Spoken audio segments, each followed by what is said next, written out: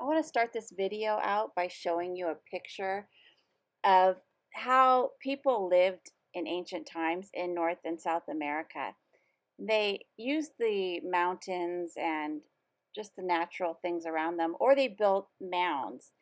And you can see the path going up on this one and around the mountain, whether there's a flat ground and then there's a mound on top. And that's how they lived. And this is a picture of an ancient American battleground. So you see people fighting, and I'm sure at the top, that's where the chief is or the pharaoh. And it's sort of structured that way. You have the elite. And so I started realizing that the town that I live in is sort of built this way. There's mounds everywhere and flat ground, and then mounds again. I guess you could say it's set up the same way things have been set up since the beginning of time, from Egypt or the Mesopotamian Empire until today. But when I did a Google search, I found out that there were these Indians called the Cahokia Indians, and I'm not sure if I pronounced it right, but they're a pre-Columbian Native American people who lived from 600 to 1350 Common Era. And here's a mound that they built, and they would have structures on the top of these mounds. And these people lived all over North America. They evidence that they were in Iowa and Arkansas, Mississippi, Illinois, Missouri, Ohio, and then they suddenly disappeared. And they left no written records. They only have found symbols on pottery and shells and copper and wood and stone. And these people used astronomical alignments, and they had a town center with broad public plazas and key buildings on top. And the largest mound that they built was 100 feet tall and covered 14 acres. So you can find these mounds today. There's parks that you can go to and see them in Missouri and Ohio.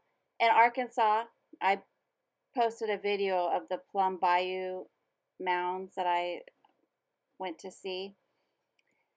And so these people disappeared. Nobody really knows where they went, but some say that they assimilated into other tribes and that the Osage were descendants. And the Osage Indians were described as very tall and physically well built. And they had a chief, his name was Black Dog. He was 7 feet tall and weighed 300 pounds. And he was blind in his left eye, but he led one of the larger bands. So here you can see how they made these mounds, and a lot of them had artifacts inside of them that I'll show you at the end of the video. And I did the find it really giants come interesting, down though, here? Some people believe how many in similarities there are from ancient Egypt carried over to North and South America. And were they there first and then somehow made their way to North and South America, or vice versa? Nobody really knows. I mean, people will tell you they know, but nobody really knows. So while I walked around the area in the city where I live in Arkansas, I realized that there's mounds everywhere. And it's sort of structured like this picture here.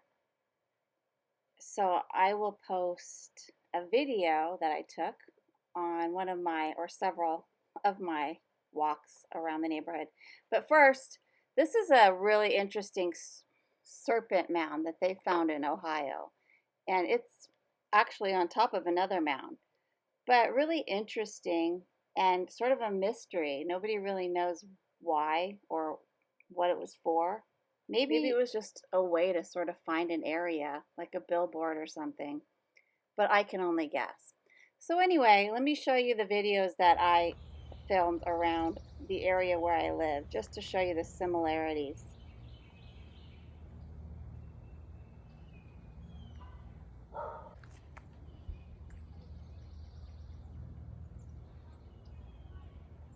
I'm on the flat ground, but it goes down on this side and up on this side. And as you go this way, it's going to be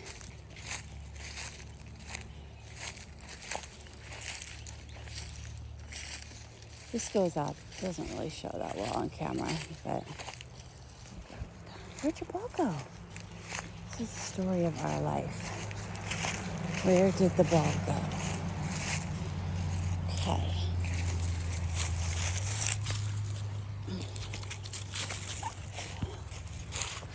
Okay. So if you go over here, this is where I was walking.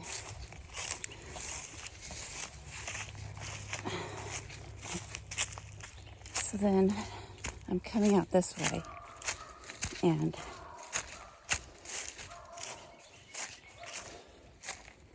it goes down and up. That you can kind of tell better from where I was over here, the flat ground, and now we're going up. And then this is also flat ground here on this side. So here's the flat ground, but I'm still going up this way.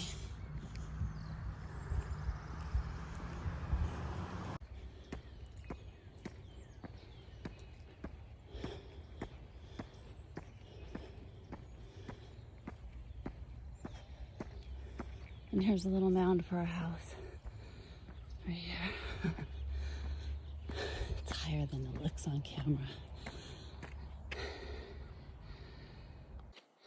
There's a mound over there. I'm climbing the pyramid. And then we have a flat land over here, flat land over here.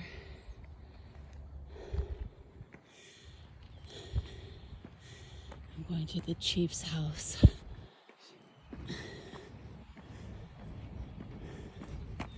Flat ground and a mound. So here's another mound. It goes pretty high and it's covered in leaves and dirt, but you can...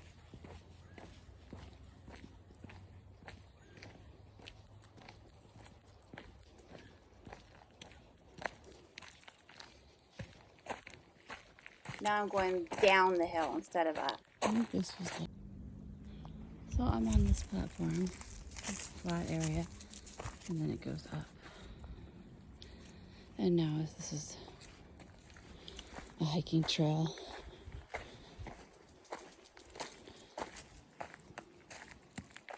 But it's really like a flat area all across here. And then it goes up here.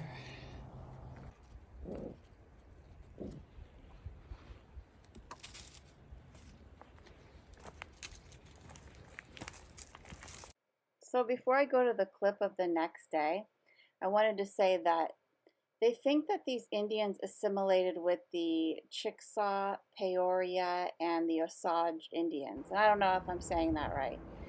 But inside these mounds, and I mentioned Birdman because he was so big, and they say that they used hand-woven baskets to build these mounds, and it took decades. So I guess they didn't live like this until the construction was completed, but inside these mounds, they found, I'll read it to you, in Mound 72. During excavation of Mound 72, a ridge-top burial mound south of main urban precinct, archaeologists found the remains of a man in his 40s who was probably an important Cahokian ruler. The man was buried on a bed of more than 20,000 marine shell disc beads, arranged in the shape of a falcon, with the bird's head appearing beneath and beside the man's head, and its wings and tail beneath his arms and legs. The falcon warrior or birdman is a common motif in the Mississippian culture. This burial had powerful iconographic significance, and also 4 young males missing their hands and skulls, a mass grave of more than 50 women around 21 years old, with the bodies arranged in 2 layers separated by matting, a mass burial containing 40 men and women who appear to have been violently killed. Some of these may have been buried alive. From the vertical position of some of the fingers, which appear to have been digging in the sand, it is apparent that not all of the victims were dead when they were interred, and some had been trying to pull themselves out of the mass of bodies. The relationship of these burials to the central burial is unclear. They were unlikely to have all deposited at the same time. Wood in several parts of the mound has been radiocarbon dated to between 950 and 1000 CE. Archaeologists recovered more than 250 other skeletons from Mound 72. Scholars believe almost 62% of these were sacrificed victims based on signs of ritual execution, method of burial, and other factors. In one of the mounds, they found this Birdman tablet, and this Birdman mythology, you would find it in all of ancient religions all over the world. And so I'll read you what I found online. The Birdman was believed to be a supernatural deity who resided in the upper world with the spirits of the sun, moon, and stars. A Birdman therefore represented the upper world order and light, and Birdman dancers would perform in ceremonies supplicating the spirits of the upper world. The link between the upper world or heaven and the earth was the sky, and the Birdman was able to move between the 2 realms as messengers to the gods. The Birdman was portrayed in the guise of an eagle, hawk, or falcon. These birds were all strong, high-flying predators. As creatures of the sky, they were in constant warfare with the spirits of the underworld. Very interesting. And then I showed you pictures. This right here is, well, that's Mesopotamia. And the other one was Easter Island. And then there was the Assyrian Empire and also I think Egyptian. But they all had this crazy Birdman mythology. And here's an ancient artifact from the Indians. So I broke that up, and now upcoming I'm going to have some more of the city where I live. It shows how it's laid out in the mounds. And it's coming up here. I think this is the area where all the rocks are lined up on the trail.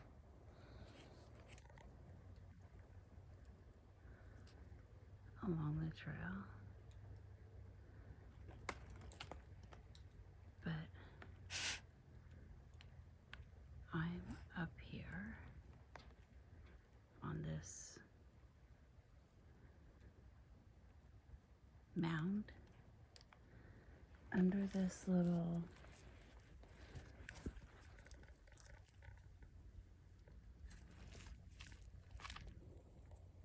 I'm sitting on these rocks, and inside I'm a little afraid to keep my legs down because I don't want anything to jump out. But in here, there's like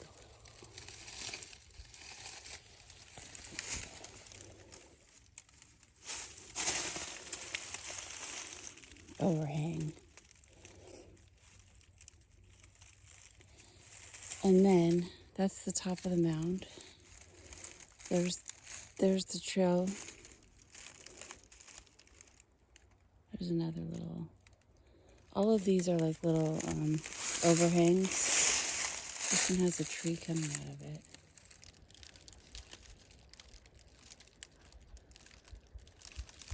And then That's the trail down there.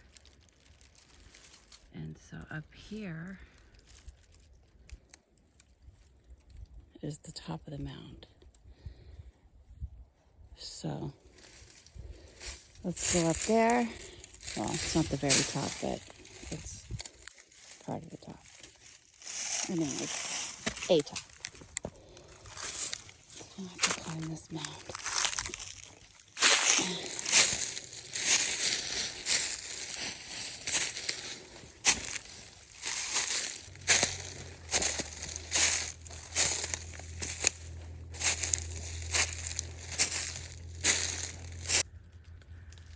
Where's your ball?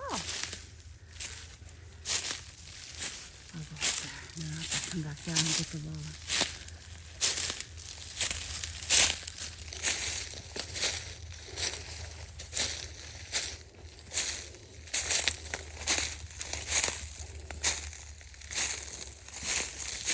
Whew.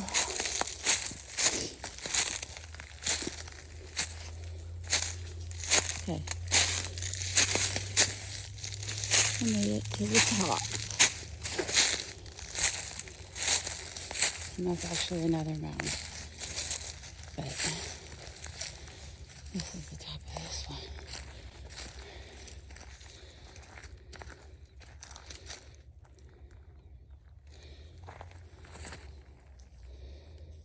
There's actually a road to get up here.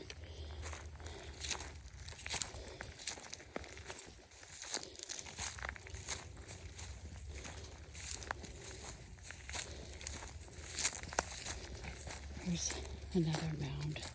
It's not as big. But yeah, this road goes down the hill. I think I showed it before. All right, let's get your ball. Here's some artifacts that they found in these mounds. They call them beakers, but they look like cups to me, and vases. I don't know, it looks like a piggy bank, but it's probably not. And these here are copper plates. Copper was regarded as sacred by many historic period Eastern tribes, and copper was included in medicine bundles among the Great Lakes tribes. And these pieces of copper were analyzed, and they were found in Mound 34, whichever mound that was. I believe this is in Missouri. And they found that they were repeatedly heated and cooled like a blacksmith works iron and then hammered into the shapes that they're in. And I think I see some birdmen. This is a chunky player, and it's a statuette made of a Missouri flint clay depicting an ancient Native American game of chunky.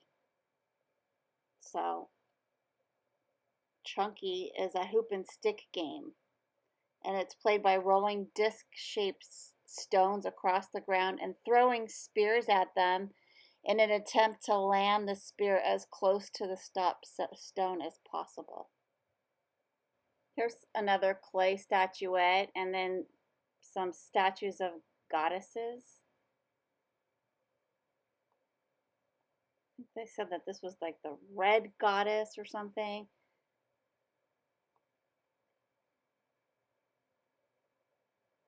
And these were all found. These were found in Mississippi, these statues. And this is the Ramey tablet. It was found in Monk's Mound, which is in Missouri, and dates back to 1250 AD. And the tablet displays symbols of the southeastern ceremonial complex with human heads, hair buns, beaded forelocks, ear spools, and pileated woodpeckers. Or pileated woodpeckers. You learn something new every day. These things here are gorgets or gorgets, pendants worn on the chest and hung from a string or on a necklace, and it was armor to protect the throat. And this one was made from a freshwater mussel shell. And here's another one.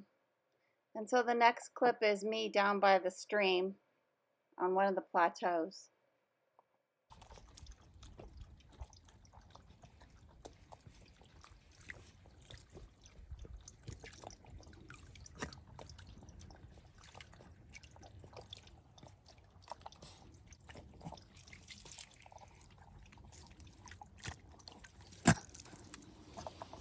I came over here to this platform. This is where I always go because it's just closer to my house. This is where the rock with the knife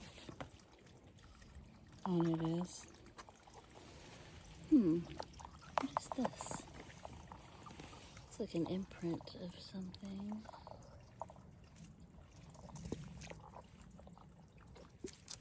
Sometimes I kind of like see an imprint, but then I don't realize what it is unless I take a picture. Oh, it's creeping me out, but now I see a face. So I thought something was weird over here. Walk over. She likes to play here.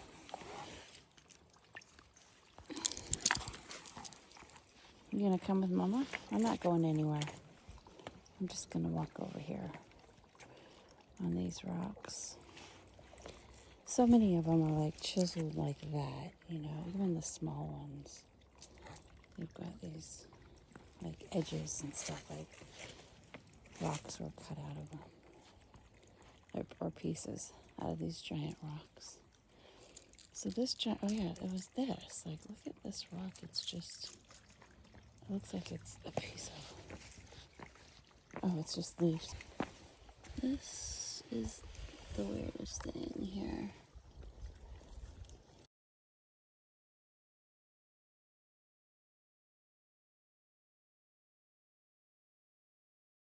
I kind of want to like dig it out. Like,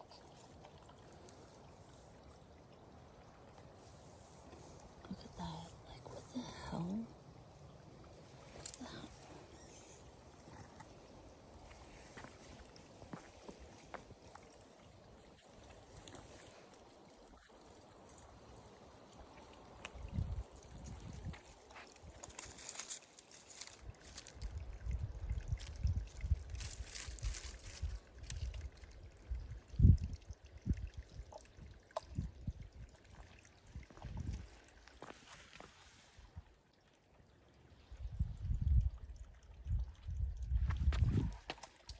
How does that even happen? I don't even understand. So it's a blip in the rock. That looks so much like a knife. Like, I swear I thought I saw like a bird's head here. And the wings. Here. You see it? Maybe I'm going crazy. And then the rabbit is here.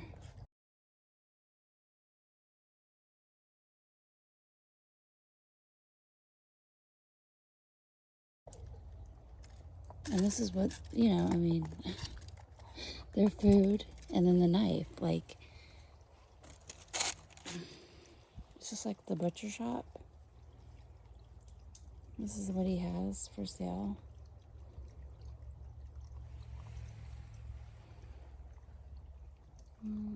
Kind of lost it. Yeah, there it is.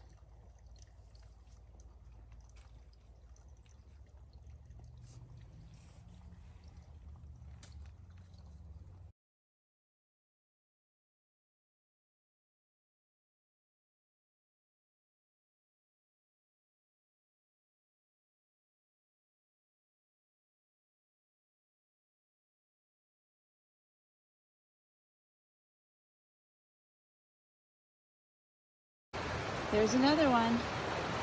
The water is this way.